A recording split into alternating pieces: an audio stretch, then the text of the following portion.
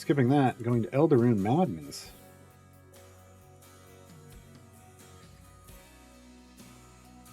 Did I? Right when it completed? Nice. I love it when a plan comes together.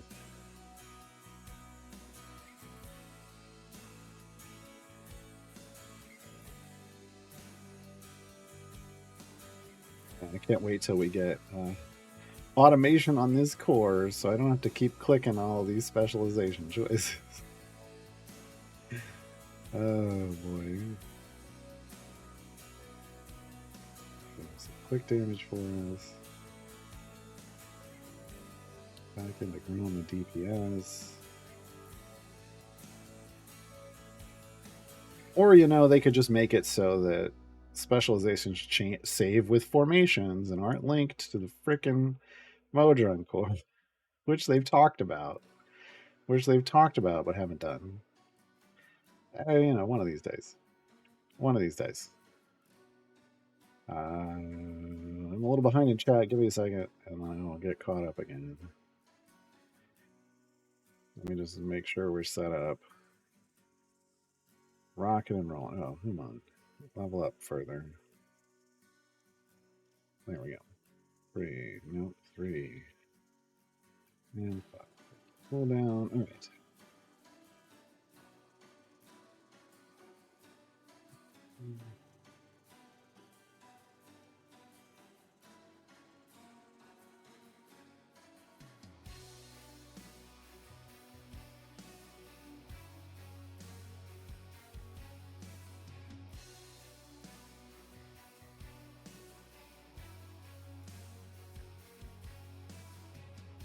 How did a black pudding become a 5e monster? I don't know.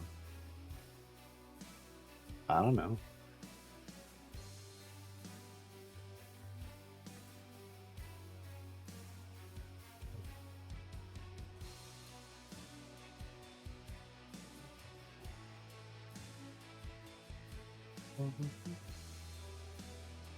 Keeps everybody out.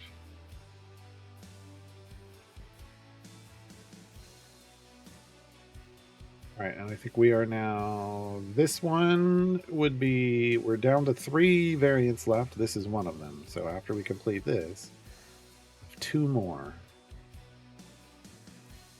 2 more. We'll see where our time leaves us, because I don't know that I would want to rush all Coria's unlock. So Coria's unlock tomorrow? Probably tomorrow.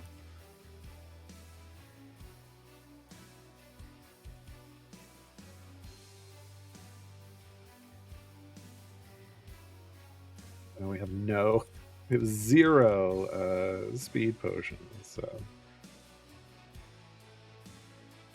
was kind of hoping we'd have Armored Juniper before we got to Alcoria, but you know, 21,000 gems. This will feed us 400, so 21.4. We'll be close to 22,000, I would think, by the end of this. Be on the top half.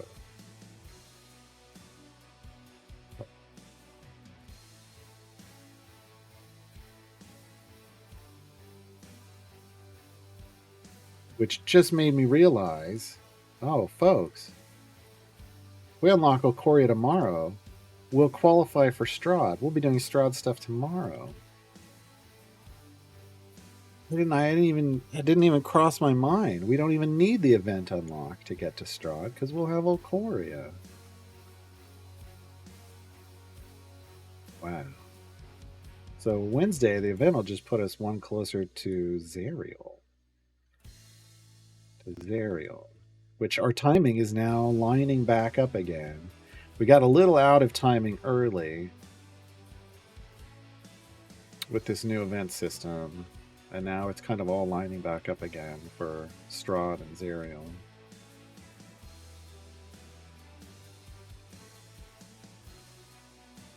Hey, Maxie.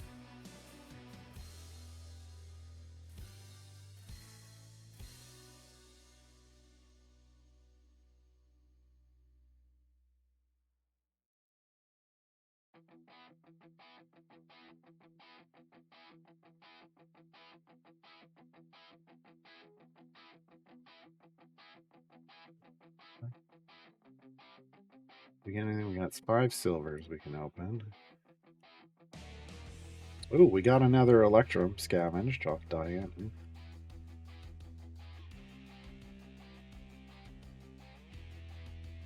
Give me potions of speed. Nope. Yeah, and all those Electrums, these Electrums we're saving up for the new champ on the new event champion will unlock on Wednesday. Still don't know who that's going to be.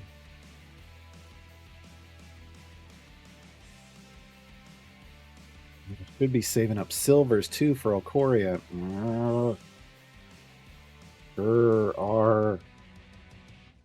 Yeah, because we're gonna want her geared up before we pop things for the new event champion. Oh boy. We might have to delay Armor Juniper a little bit. Sometimes you gotta new information means reprioritizing sometimes.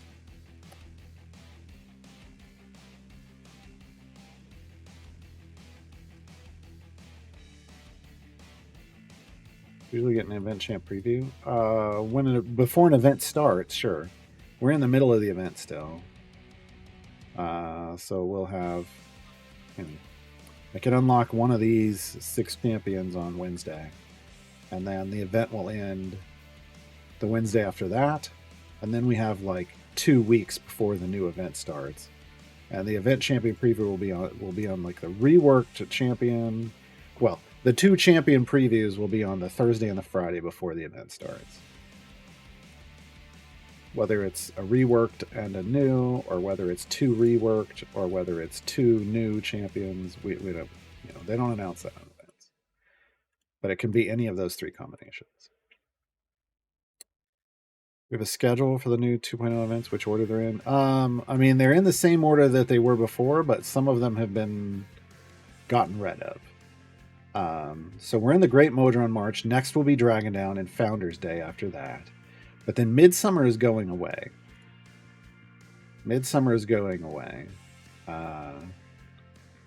So they will move champions. They will slowly be moving champions out of Midsummer into these other champions. Right? Like we didn't have the running. That got skipped. It's going away. You can see there's only 2 champions left here. These 2 champions would be moved out of the running into a different event. We had green grass. So, yeah. But Midsummer's going away. Agaren's Day should be here. I don't know. I think Bright Swords. Basically, they had to get rid of 5 events. And so those champions are going to get moved in other places.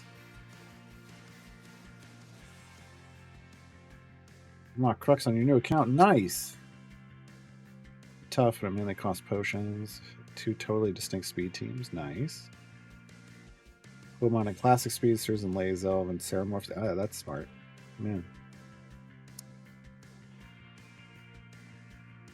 Do they tell you the Flex Champions before the event starts? No, but we know at least 6 of them, right? So, we're in the Great Modron March. Dragon Down will be next. So we know Dragon Down will have Binwin and Korth, Nova and Celise, Merylwyn and BBEG. So you know those 6. Now, do they take Shaka and Dungeon Master and throw them in with those 6? Or do they take 2 champions from Midsummer and throw them into Dragon Down? I don't know. So we know 6 of the Flex champions in advance. Now, as it gets closer, what we've seen is that they move champions into here. So, like, here's Krydle and here's Nixie. They weren't part of this, but they got moved in here. So that's kind of a heads up as we get closer to the event. Check the achievements, and they will eventually put the other 2 champions in there. One event, they even spoiled the fact that we knew who the rework champion is because they put the rework champion in there too. But then what we didn't know is which of the 3 that didn't belong were exactly. Like, we could have process of eliminationed it. Like which one's the rework. But yeah, you figure it out eventually. So we don't know exactly all of the Flex champs, and no, they don't announce it. It's just when it goes live, that's when they do the thing. But there's kind of ways we can tell. Kind of ways we can tell.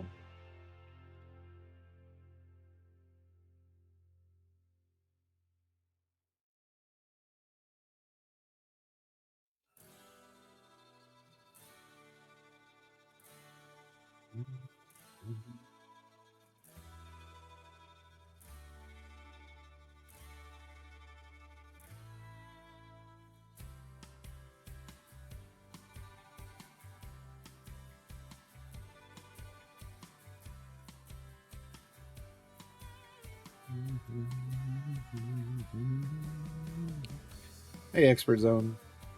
Welcome to chat.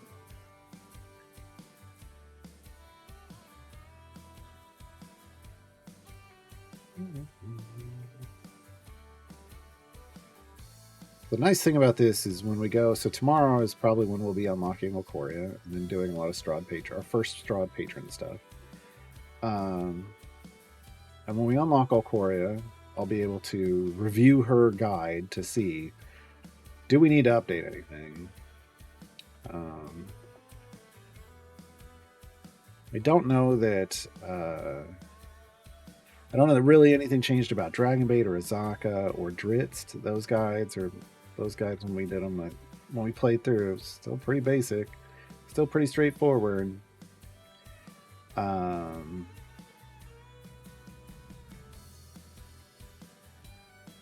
So we'll see if Alcoria stays the same. Alcoria is very.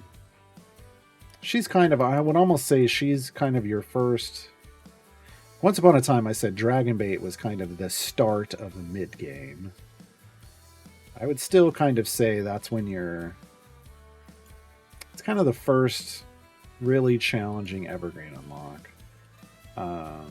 So you know you're getting closer to the mid game now when you're at Dragonbait and Alcoria. Because they both kind of want you to use event champions. Like you're really going to need some event champions to make your life easier. But and knock on wood, I haven't gotten to Alcoria yet and been like, well, I can't do it. Like I just don't have the right combination of champion. Hasn't happened yet on multiple new accounts, so hasn't happened for any of those before. But Alcoria is kind of the first one where you're like, I might get there and not have the right champions. We'll find out. We'll find out. I feel like we have more champions than ever before on any of our previous runs, so I feel like we should be fine.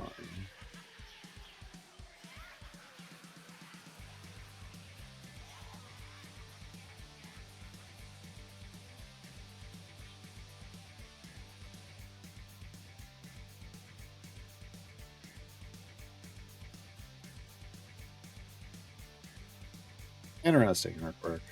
I wouldn't even know where to begin in sorting that out. I don't know where to begin.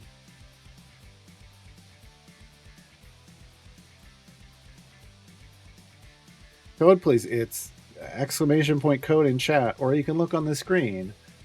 Oh, there. It says chess code. If you want to copy paste, it's exclamation point code in the chat. What happened? What?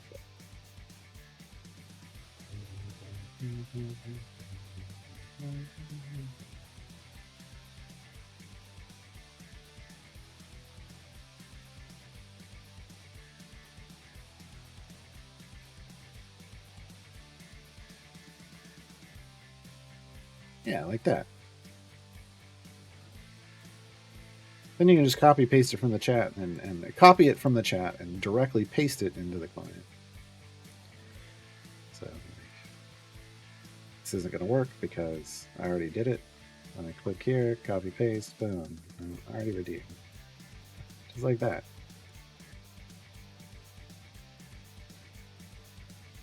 Ready to punish sounds tailor-made for you.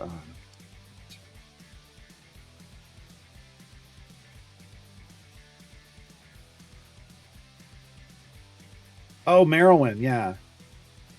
That's Merylwyn. She and achievements, yes. Merylwyn is the pun champion. Yes. And because she even has an ability called Punishing Puns.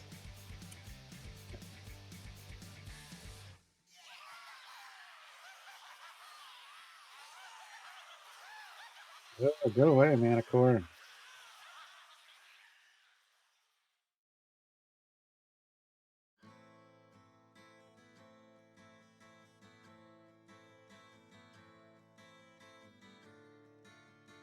Maps book cover? I guess that's one way to do it.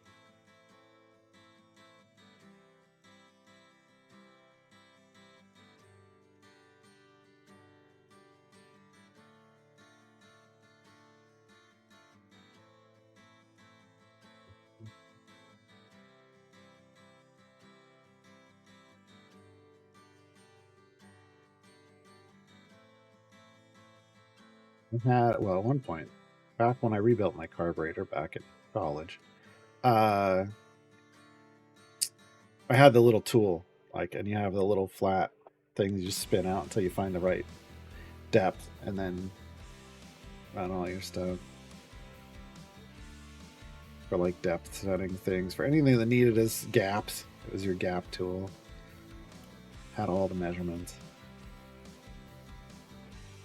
Right, my first boss with the armor icon. How does that mechanic work? So it's one of two kinds of segmented health bosses. We just saw another segmented health boss here. The segmented health basically means instead of that smooth health bar, you're going to have those little chunks. And an armored version means you can look at their health. Like if you either hover over them or you hit D for details on your keyboard, it'll show you how much their health total is. And then you can take their health total and divide it by the number of segments, which if you see yellow armor, that's 50. There's 2 rows of 25. Divide the health by 50. Effectively just take a 0 off of it. And you have to do that amount of damage as a minimum to remove a single chunk. If you're not... So usually it's only when you're getting near your wall, usually only your actual DPS, your primary DPS, will remove those chunks. So it's a way of slowing down. You can't just one-shot things. It slows down your progress through the boss and makes it so that more than likely you're going to get hit by the boss. So you have to have a formation that is both does damage and can survive at the same time, which isn't always how people build formations, but should be kept in mind. And regular segmented health, the other segmented health is called hit-based. You basically just have to hit it. Every time you hit it, it removes a chunk, because every chunk just has 1 HP. So as long as you're hitting it, as long as you're hitting it with a champion that's doing at least 1 damage. We just did a variant a minute ago where only one of our champions was doing damage at all. The rest were at 0. And so when we got to those, it took forever. But usually those go quick. A feeler gauge, I think that's the right thing.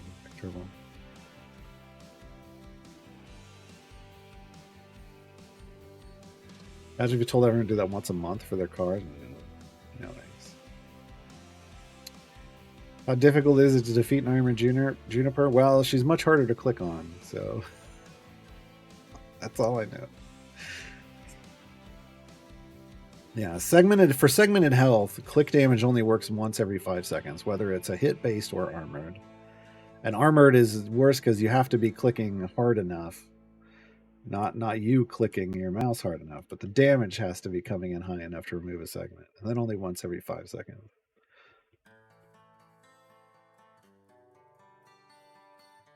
Well, Diana will push enemies in various directions depending on where she's placed. She can actually knock them towards you in the right placement. But yeah.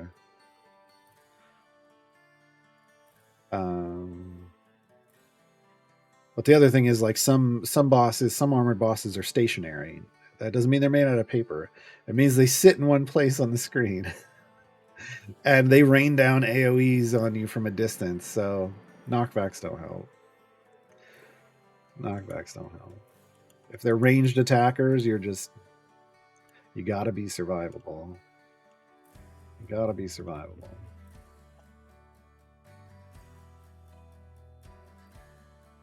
Well, Herkwork, that's why I liked having that program checking for me, and now. But then we saw how much of a load that was putting on my CPU. That was ridiculous.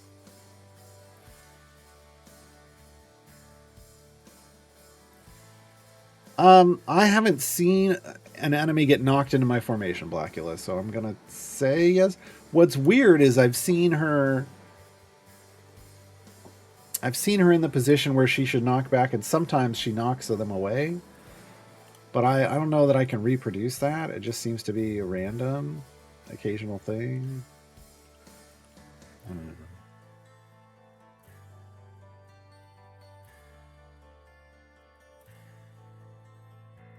But yeah, I think for the most part, Diana should be fine now. But I can't guarantee that.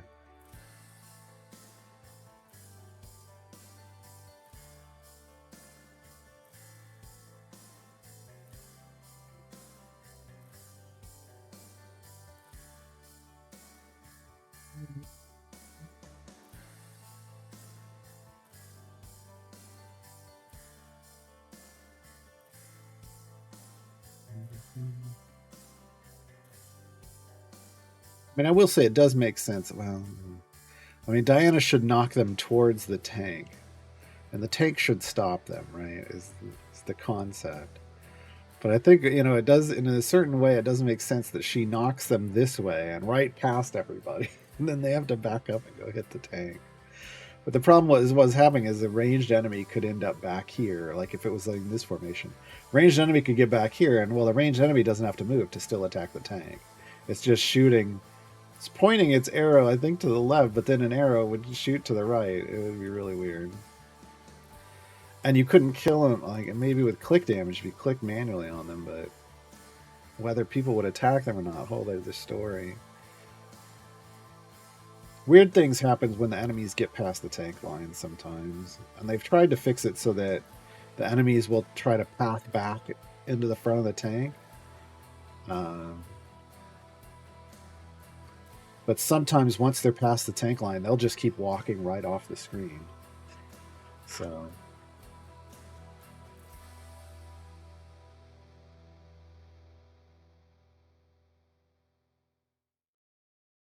nice work.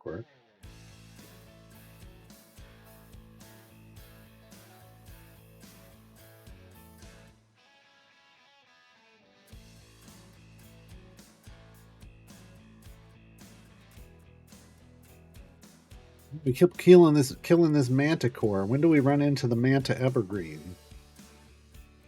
It's an Idle Champions joke. I guess we got to kill 12 of the manticores first, and then we get to the manta evergreens.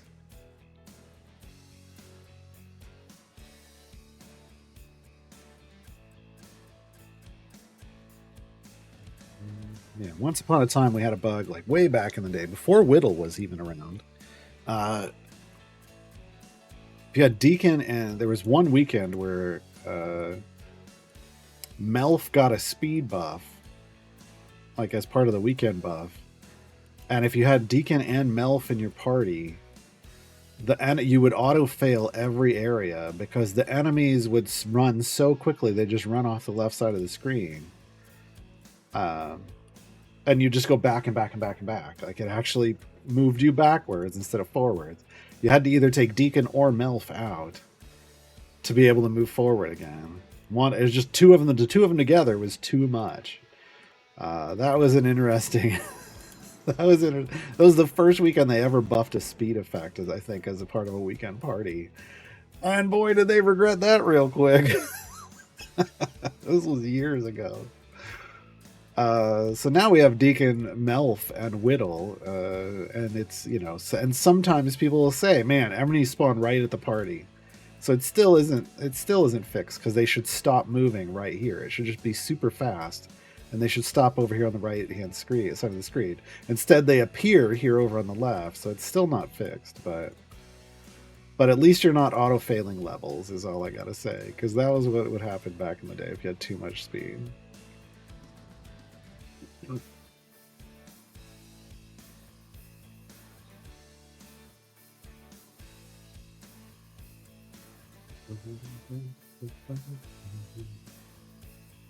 All 6 of the next event flex champs are for slots where I already have 3. Oh, well, that's a bummer.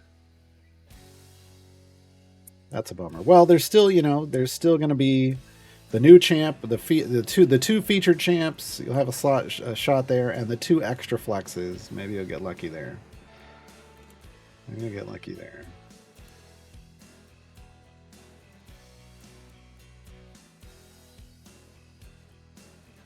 You demoed that bug on stream? Nice.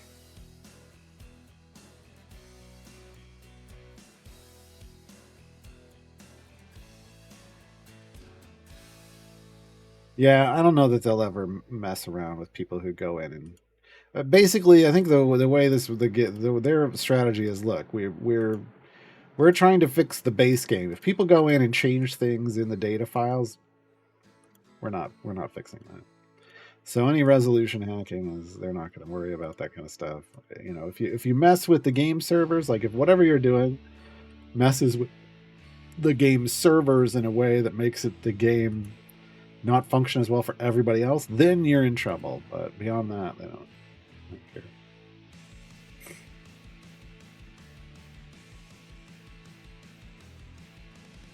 Night, Niscus. Thanks for hanging out.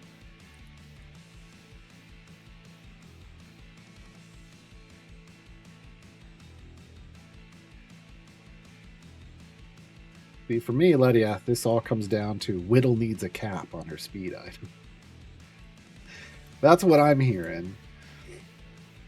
That's what I'm hearing. Whittle and Melf both need caps on their speed item. So does Vi.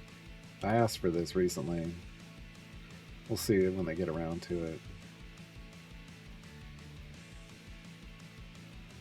I'm not saying there shouldn't be a universal cap, but I mean, right now, the first thing we want, instead of them giving us, because what they'll do, you have to understand how they'll process this. They'll give us a universal cap and then never bother to cap the champions. And we need them to cap the champions first, and then we need a universal cap, right?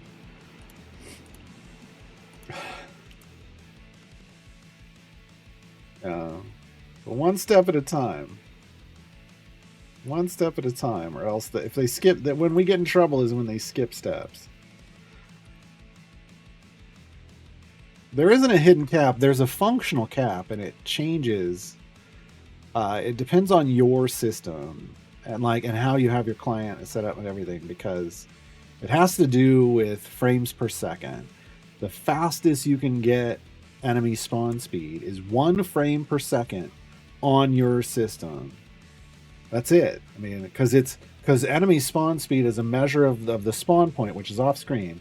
The time it takes to get from the spawn point to the damage point that's on screen. And the fastest you can ever get that is 1 frame. It doesn't matter after that. And there's no way for them to... So they can just, they can hard cap the speed overall, give it a max amount that doesn't cause things to break. But then you cap each champion so that you have to use multiple champions together to get it to get to that cap. But then your cap could be different based off your system and everything, and they can't tell you that. But there's other things they can do to make sure that we're not wasting blacksmithing contracts that aren't giving us speed if that's what we think that we're going to be getting, and we're not breaking the game, and yeah. Those are all things that should be done, absolutely. But one step at a time.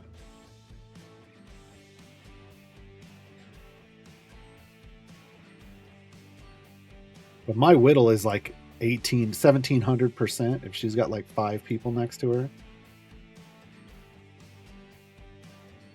Seems pointless. Seems pointless to have that, have her ability go that high.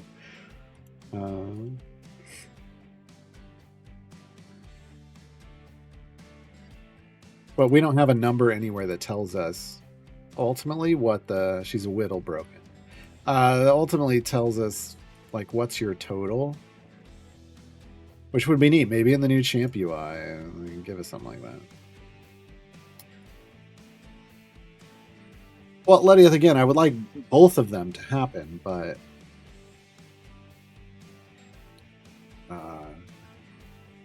I just feels like if they do the universal cap first, then they'll never do the other. Because they'll be like, well, why do we need that? If we capped it, nobody's going to go over, right? Like,